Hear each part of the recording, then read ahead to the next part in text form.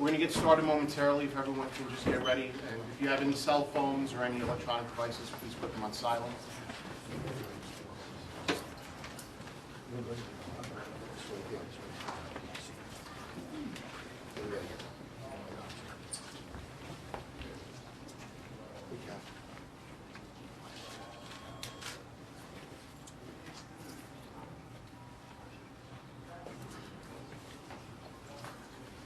Frank, are you good? Everybody ready? Mr. NBC, can you just sit sideways? Just your shoulders. Thank you. Good like that. Thank you. And that's Eddie. Eddie? Yes. Hey, man, Frank. Oh, hey.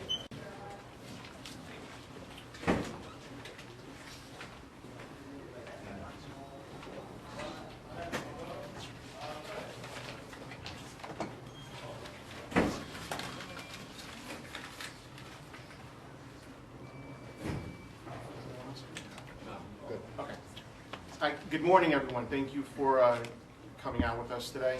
I'm Lieutenant Dean Politopoulos. I'm the Public Information Officer of the City of Yonkers. I'm joined by the Honorable Mayor Mike Spano, Police Commissioner Chris Sapienza, and members of the City Council behind me. First Deputy Chief Joseph Monaco from the Investigations Bureau as well. Today we're going to announce a series of arrests that have occurred over the last week, especially involving an incident that we had on Moore Street. It's a little involved, so I'm going to read some information to you from the news release that's going to be issued after this press conference, and I'll try to walk it through you as best as I can. Then I'm going to step off, and then the Mayor and Commissioner will speak, and they'll take any questions you have. I'm also, as soon as when I'm done speaking, I'm going to show you a video behind me too on the monitor. So, as most of you know, on May 31st, we had a homicide here in the City of Yonkers. The victim is 19-year-old Daquan Powell, P-O-W-E-L-L.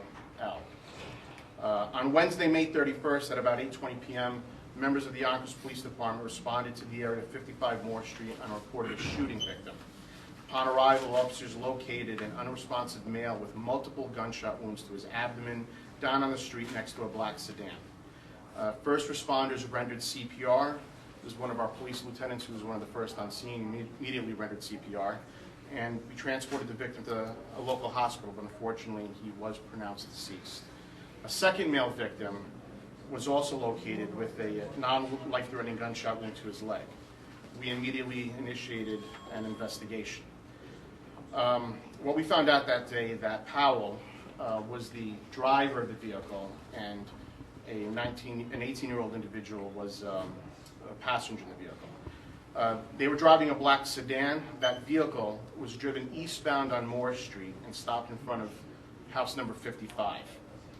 As the front passenger exited the vehicle, an armed assailant ran up to the driver's window and fired 6 gunshots through the window, striking Powell 6 times and the passenger 1 time. The gunman, along with 2 accomplices, then fled the scene. Our detectives determined that the 3 of them, the gunman and his 2 accomplices, were lying in wait in the house's driveway for Powell to arrive, and we believe that this shooting is related to gang violence and that Powell was targeted for assassination. Detectives quickly identified several persons of interest, and over the next several days worked to build a case in support of criminal charges and to make an arrest. Further investigation yielded that the gunman was not local. He was not a Yonkers resident. He lived out of state. His 2 accomplices were also implicated in a shooting incident that occurred on May 13th in the area of 100 Livingston Avenue, where a 42-year-old Brooklyn man was shot in the chest, and he survived, but in critical condition. In that Livingston incident, those 2 accomplices that were on Moore Street were also on Livingston with a 3rd party, and we'll get to that. As the investigation into these incidents continued, Yonkers Police also responded to another shooting incident on Sunday, June the 4th, at about 4:00 p.m. in the area of 77 Riverville Avenue. A gunman allegedly fired at least 7 shots at 2 individuals riding dirt bikes. The shots missed their targets, but did strike a random vehicle across the street occupied by 2 brothers in their 30s. Those gentlemen, fortunately, were not struck, but the bullets did strike their car. They were actually there because they were, on their Sunday, they were delivering meals to a cancer patient in the building. We determined that that shooting was also related to an ongoing gang issue connected to the other two shootings. We also believe that the weapon used in the Riverdale Avenue shooting was the same weapon that was used to murder Daquan Powell. As detectives continued to collect information and evidence, we identified all the perpetrators in the three incidents, and we developed plans to execute a search warrants and to make arrests. Working with the Westchester County District Attorney's Office, the FBI's Westchester County Safe Streets Task Force, and our law enforcement partners in the city of Danbury, Connecticut, Yonkers police officers and members from these different agencies began effecting arrests on the night of Tuesday to June 6th and the morning hours of Wednesday the 7th. Under arrest for the murder of Daquan Powell is Matthew Quinones, Quinones. He's a 20-year-old resident of Danbury, Connecticut. He's been charged with murder in the second degree, which is an A1 violent felony in the New York State Penal Law. Also under arrest, and we're not going to name them because they're juveniles, are three adolescent offenders. We're going to call them adolescent offenders 1, 2, and 3. All three have been charged with attempted murder, assault in the first degree, criminal possession of a weapon, and conspiracy for the Livingston Avenue shooting incident. Two of those adolescent offenders were also present for the murder of Daquan Powell, and those charges are pending. In addition to those 4 arrests, there's a 5th individual, we'll call him adolescent offender number 4, who's wanted in connection with the shooting on Riverdale Avenue. We know who he is. We're actively looking for him. We anticipate to have him in custody in the near future. Obviously, because he's a juvenile, we're not going to name him here today. But that's another shooting incident that's going to be closed out by our detectives.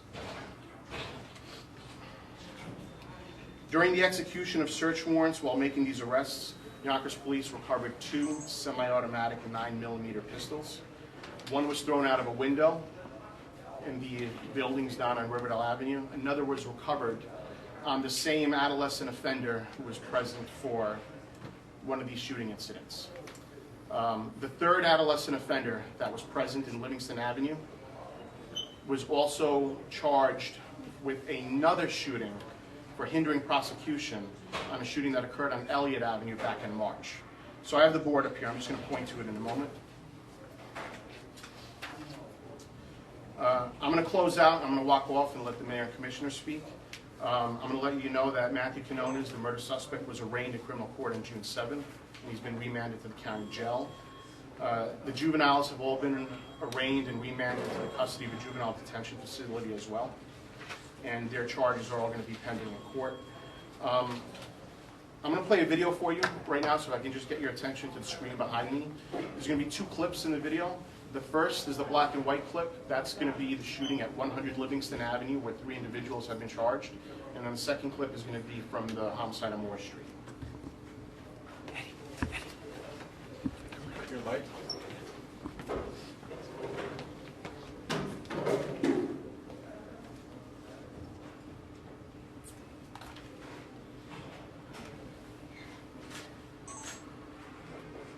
That's a 17-year-old juvenile.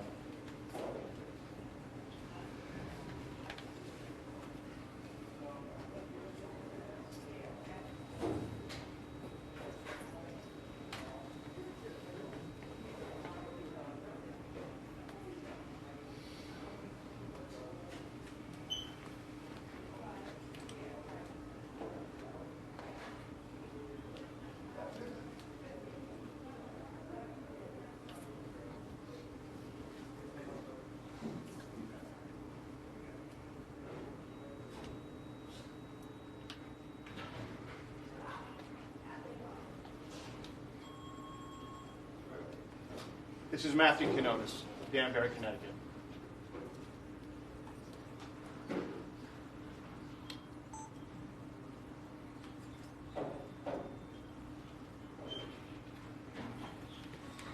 I'm going to step off. I'm going to point to the board 1 second just to clarify what I said.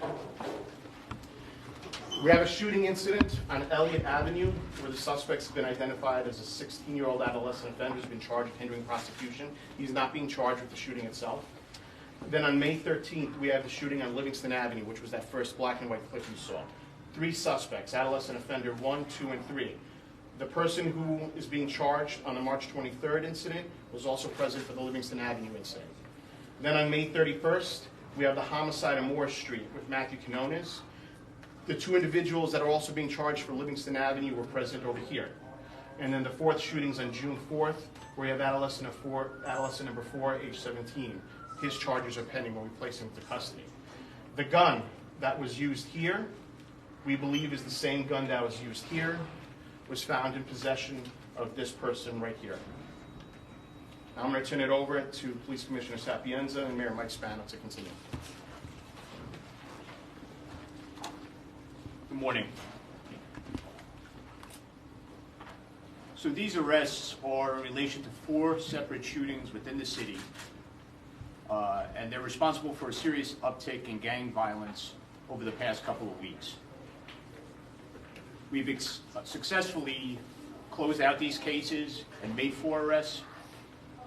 It's up to the courts now to make sure that these offenders stay in custody. Recent raise the age legislation does not see 16 and 17-year-olds as adults, but 16 and 17-year-olds, as you can see here, as you saw in the video, they're driving our gang violence. We've been told that the judges have been given more discretion in situations like these, and I'm imploring them to do so. In 2022, we had 64 gun arrests. Of those arrests, roughly 35 of those individuals are not presently incarcerated. So that's an important number. It doesn't mean that all of these people will stay on the street. It means that some of these cases might still be adjudicated. But for the time being, you have roughly half the individuals with guns around the street. This is why it's very important. On our end, we'll make arrests and we'll close out cases, but we need the courts, we need legislators to help us.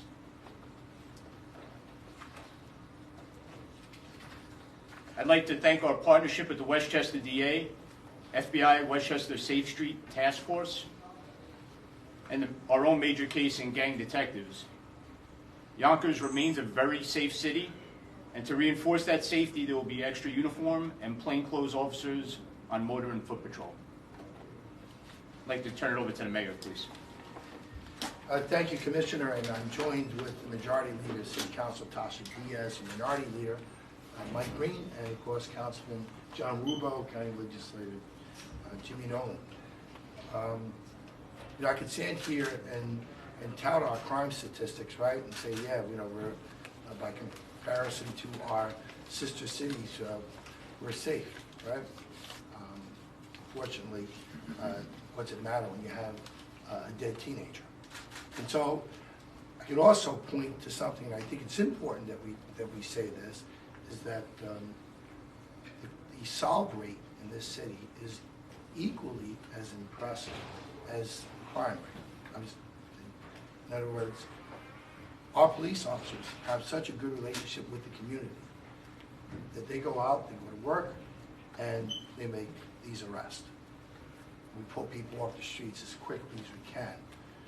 But here we are, again, holding this press conference, and we'll be here again, over and over again, having other press conferences that most urban communities have, where you have teenagers who are able to get their hands on illegal weapons because of the porous federal laws that exist in our nation today, and killing other teenagers. And the beat goes on. So we're going to continue to work with our partners here in Yonkers in terms of the Westchester District Attorney's Office, the federal, the FBI, and our men and women in blue who go out there and do a great job. We'll continue to do the things that we do. One shooting is one too many. At the end of the day, there needs to be more done at the federal and state level in terms to ensure that we have the tools that we need to be able to protect the kids in our community. And certainly the kids out there who are committing these crimes, who have lost their way, who don't feel that there's an alternative to that lifestyle, obviously doing something wrong. So I'll turn this over to the Commissioner. I'm trying to answer whatever questions you might have. Is the victim associated with any gang group in Yonkers, or is just a bystander that was in Sapienza? The question is our victim associated with any gang in Yonkers? We believe so. The answer that every one involved suspect, victims, are all members of gangs.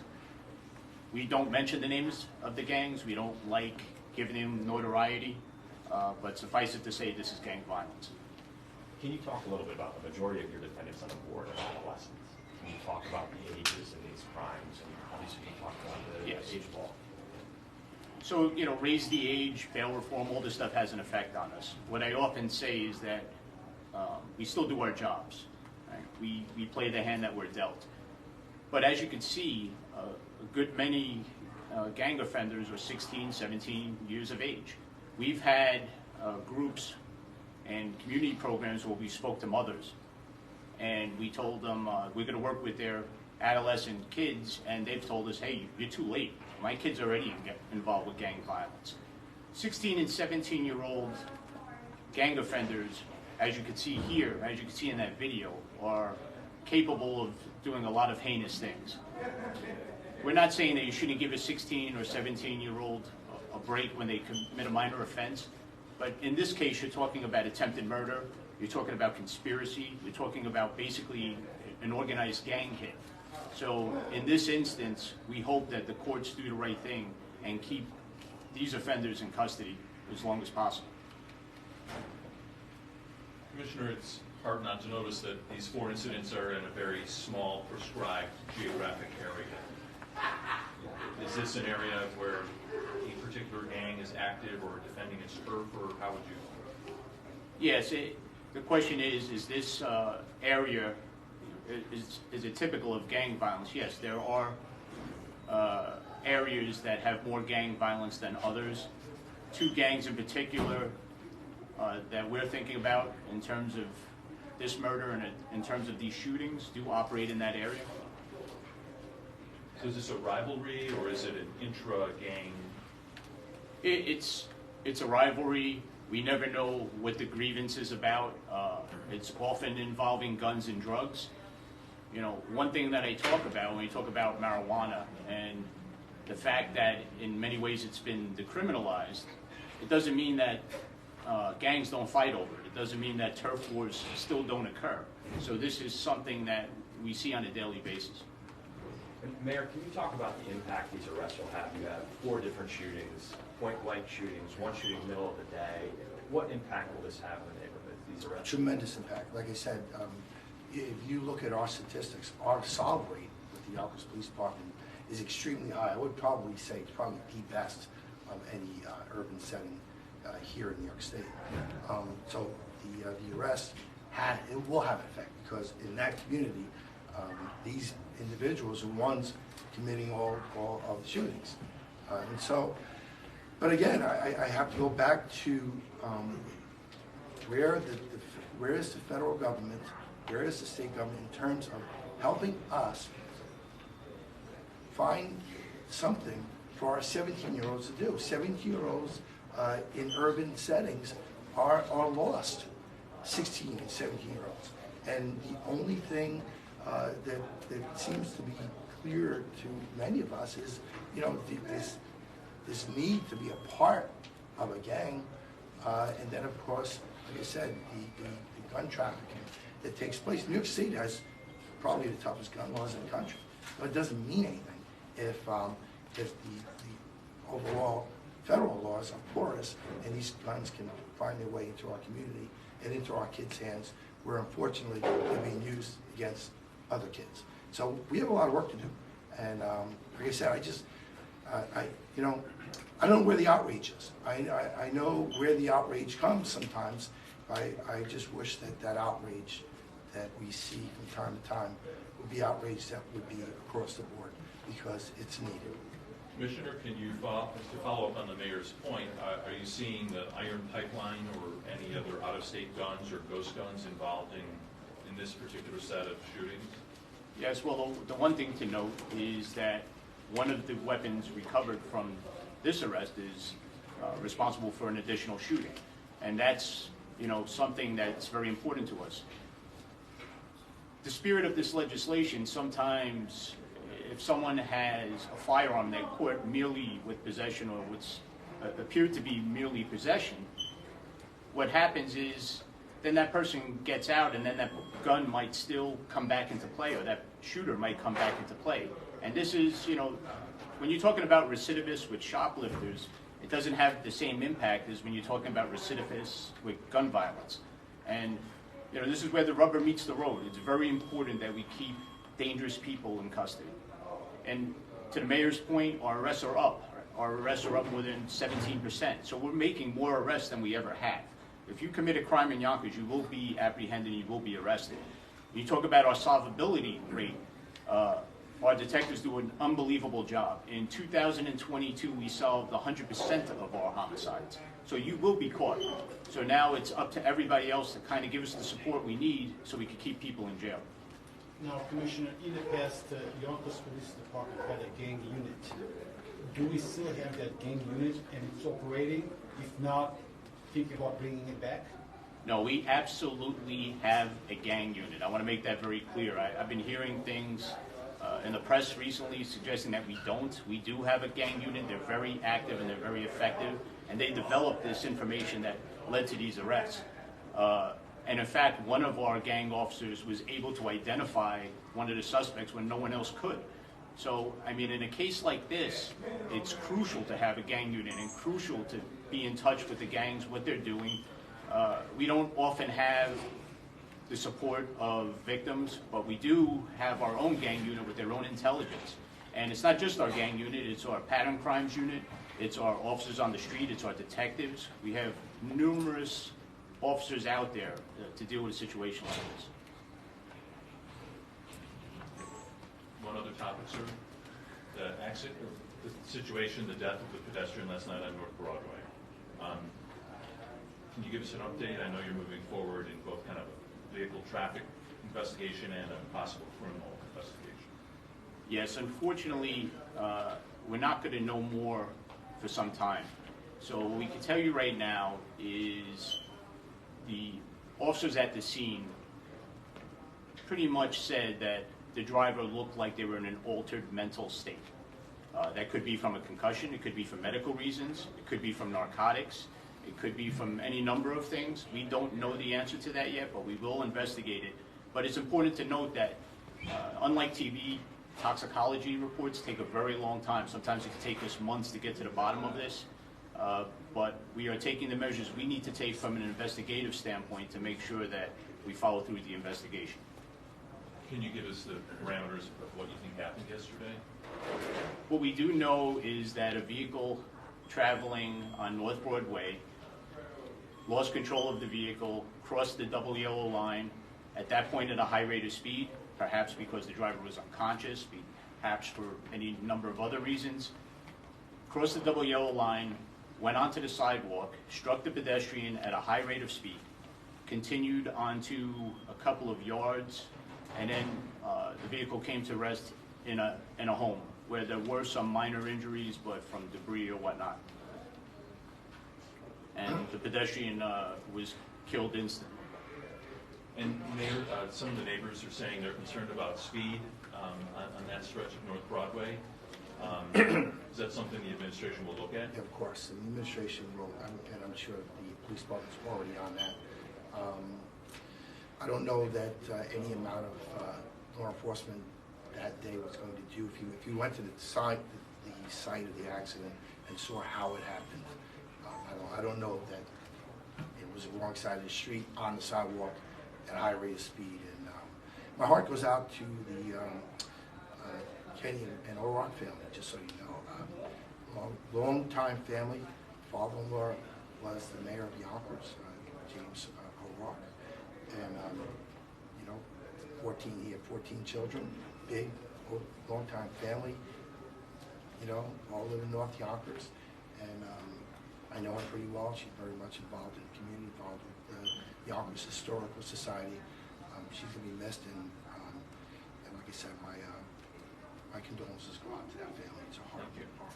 You know, Commissioner, you saying that the toxology report takes a while to come back. Yes. But is that a history, medical history for the driver? History in the past that you know? We look at medical history, we of course look at criminal history, but being that it's an active investigation, we're not going to divulge that at this time. Again, when we get all the pieces of the puzzle, we'll make a determination. And we have to take measures to preserve that evidence, to preserve the driver's blood legally, and the things we need to do on our end. But we will do a thorough toxicology, and that will give us a major piece of the puzzle. All right, I think that's going to conclude the conference. Thank you very much. Thank you, Mayor. Thank you, Commissioner. The news release and the video for the homicide arrest and the other arrest is posted on our police website page, so you can get more information in the video from there. Thank you, everybody. Thanks, everyone. How did it work out? Good?